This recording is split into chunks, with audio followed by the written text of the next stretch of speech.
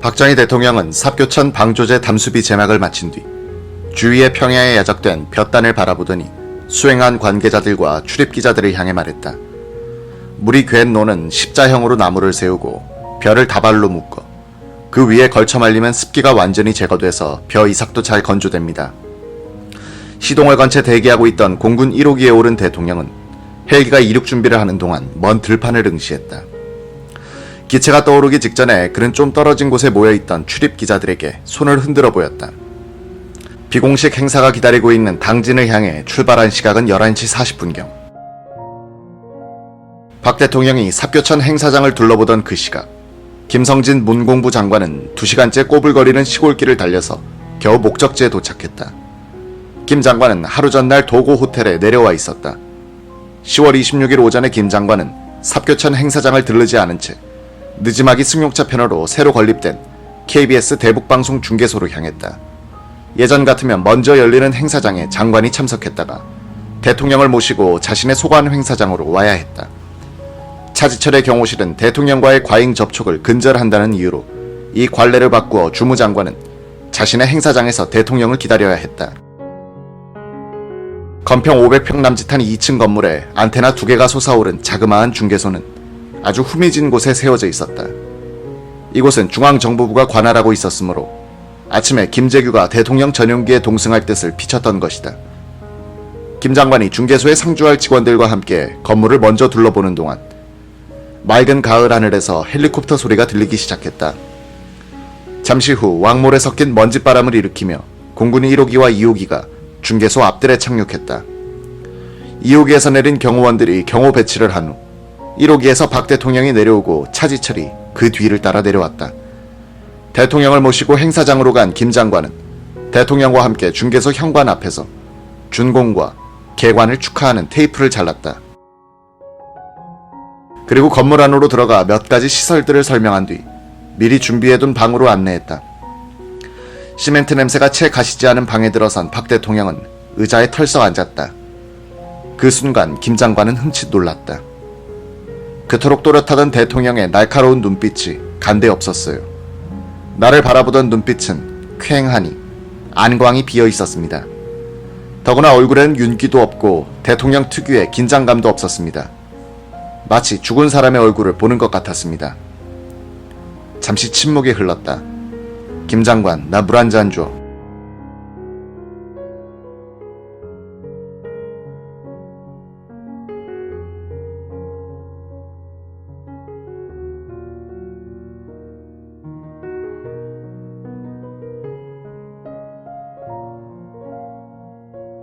대통령의 목소리에도 힘이 없었다. 1시간도 채 걸리지 않은 작은 행사를 마치고 대통령이 이렇게 기진맥진한 채 물을 청하는 모습에 김성진 장관은 목이 맸다. 냉수를 받아든 대통령은 단숨에 꿀꺽꿀꺽 다 들이켰다. 그러고는 어깨에 힘을 쭉 빼더니 의자에 비스듬히 기대며 묵묵히 무엇인가 생각에 잠기는 듯했다. 그때까지 박 대통령을 만 9년 동안 모셔왔던 김성진으로서는 처음 보는 광경에 애가 탔다. 김 장관은 불안해졌다. 어디가 편찮으신가? 아니면 삽교천 행사 때 무언가 마음에 들지 않은 언짢은 일이 있었나? 그렇다고 대통령에게 함부로 물어볼 수도 없었다. 잠시 후 대통령은 밖으로 나가 예정된 기념 식수를 한 뒤 헬리콥터로 향했다. 헬기 동승자 명단에 포함되지 않았던 김 장관은 대통령의 뒤를 따라가다가 헬기 문 밖에까지 전송하게 됐다. 헬기에 올라탄 박 대통령은 김 장관을 보더니 왜 안 타나? 라고 했다. 행사 후 KBS 직원들과 동네 유지들을 모시고 점심을 같이 하기로 되어 있었던 김 장관은 대통령의 최근에 헬기로 뛰어올랐다. 먼지를 일으키며 1호기가 이륙했다. 뒤따라 이륙을 시도하던 2호기는 엔진 고장을 일으켜 주저앉고 말았다. 약 30분 동안 2호기는 KBS 중계소 앞뜰에서 긴급 수리를 해야 했다. 먼저 이륙한 1호기는 1시간 전에 행사를 치렀던 삽교천 방조제 부근 상공으로 비행했다. 그동안 대통령은 아무 말 없이 무슨 생각에 골몰하는 듯 하더니 갑자기 아래를 내려다보며 뭐라고 혼자 중얼거리기 시작했다. 옆에 앉은 김 장관이 귀를 기울여도 무슨 말인지 통 알아들을 수 없는 말을 혼자서 계속했다. 그러더니 갑자기 김 장관에게 얼굴을 돌리고는 이렇게 물었다. 그렇게 하면 안 되지. 말뜻을 알아차리지 못한 김 장관이 머뭇거리자 박 대통령은 아무 일도 아니었다는 듯 또다시 깊은 생각에 잠기는 것이었다. 도고호텔 앞마당에 공군 1호기가 착륙한 것은 12시 40분이었다. 소음으로 가득 찬 좁은 공간에서 바람과 먼지가 휘말려 올랐다. 마당 한 구석에 있는 사슴 사육장에서는 헬기 소리에 놀란 새끼 밴 사슴 한 마리가 머리를 벽에 들이받고 죽었다. 이딴 사고들은 대통령에게 보고되지 않았다. 도고호텔 2층 회의실에서는 오찬이 있었다. 대통령의 좌석은 맨 끝에 독상 차림으로 마련돼 외딴 섬처럼 느끼게 되어 있었다. 그 좌우로 길다란 탁자가 배치되어 있었고 손수익 충남지사 등 17명이 앉았다. 예전에는 대통령과의 오찬 석상에서 비서관들은 예의를 깍듯하게 차리면서도 유쾌한 분위기를 만들어 나가는데 지혜를 모으곤 했다. 웃음도 있었고 농담과 재담이 넘치곤 했다. 그날 김성진 장관은 딱딱하게 말라버린 가랑잎 같은 존재들만이 대통령을 저 멀리 쳐다보면서 밥술만 뜨는 참으로 한심하고 송구스러운 점심으로 기억했다. 농담은 대통령이 주로 했다.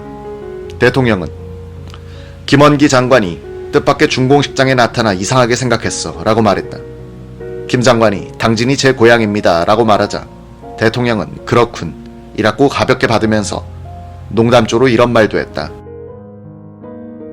이일 장관이 청와대에 있을 때는 쌀값을 높게 책정해서는 안 된다고 하더니 농수산부 장관이 되자 추곡 수매가를 올리자고 하는데 입장이 바뀌면 모두 그렇게 되는 건가? 박 대통령은 또 7일 전에 있었던 싱가포르 리카뉴 수상과의 대화 내용을 소개했다. 이 수상이 그러는데 공산당과의 싸움에서는 내가 죽든지 적을 죽이든지 하는 두 길밖에 없다는 거야. 어중간한 방법으로는 안 된다는 거야.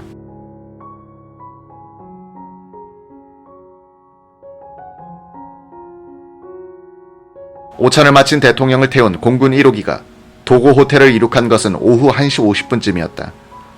박정희는 기장에게 아산만 쪽으로 가 현충사 상공을 한번 돌게 했다.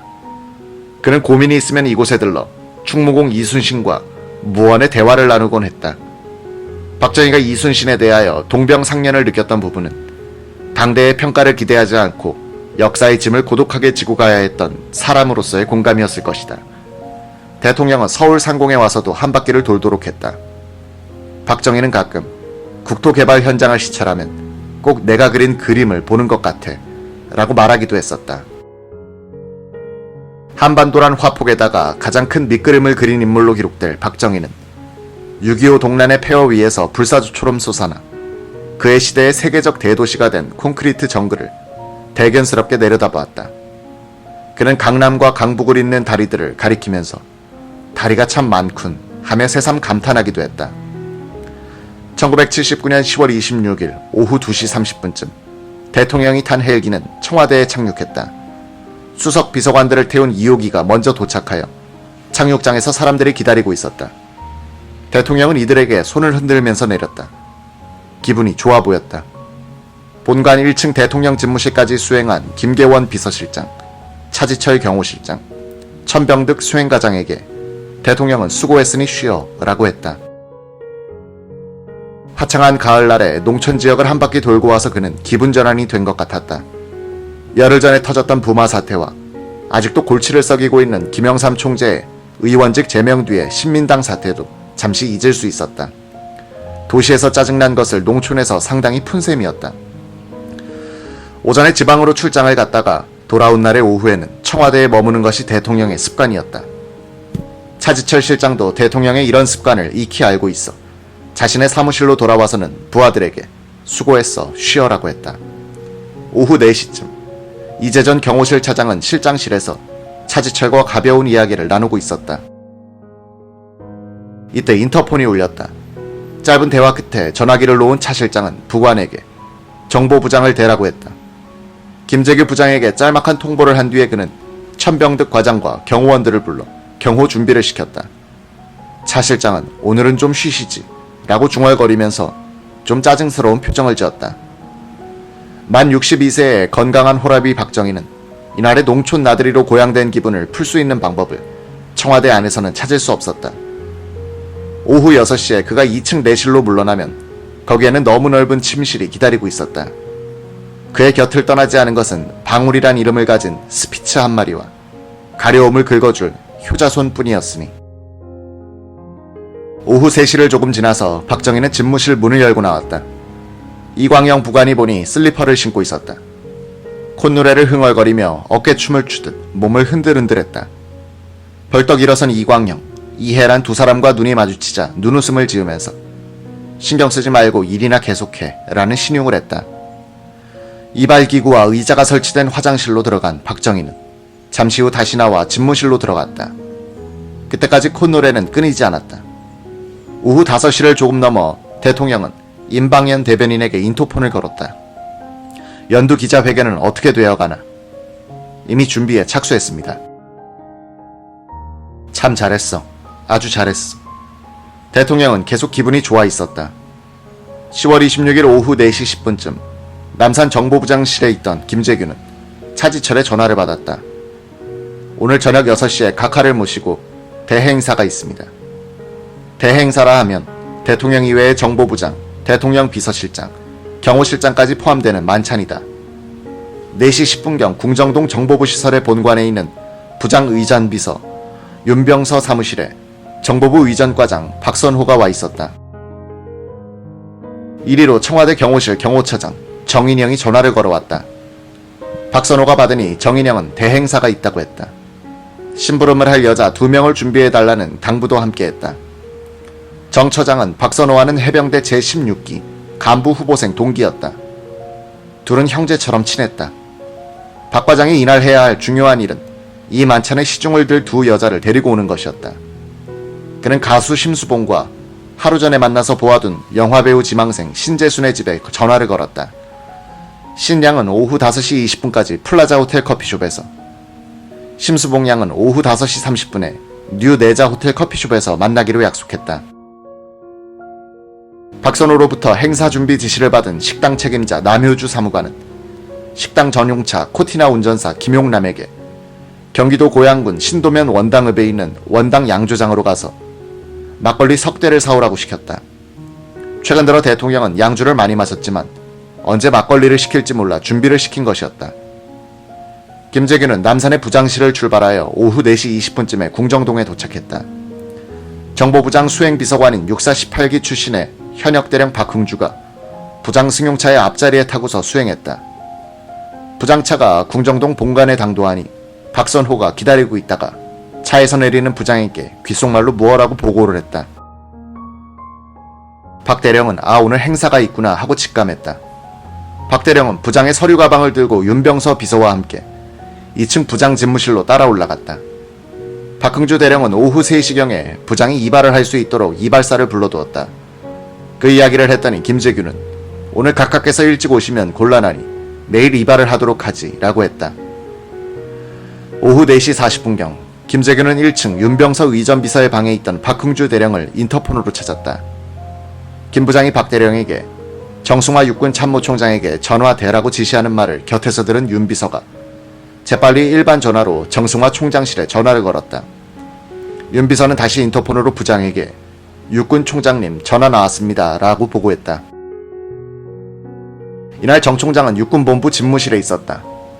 오전에 라디오를 통해서 삽교천 방조제 중공식 실황중계를 듣고 나서 저녁으로 잡혀 있었던 전 2군 사령관 김종수 중장 송별원을 취소한 뒤에 퇴근 시간을 기다리고 있었다. 김 중장은 2군 사령관 자리에서 물러나 수산청장으로 간 지 며칠 되지 않았었다. 정 총장은 삽교천 중공식 중계를 듣고 비로소 대통령이 지방에 내려갔음을 알았다. 대통령의 일정을 알려주지 않은 경호실장이 마뜩찮게 생각됐다. 정 총장은 대통령도 안 계신데 송별 파티를 열기도 못하군 하는 생각이 들었다. 그래서 그 행사를 연기시킨 것이다. 이때 수석부관 황원탁 대령이 방으로 들어왔다. 김재규 중앙정보부장이 직접 전화를 걸었습니다. 정 총장은 수화기를 들었다.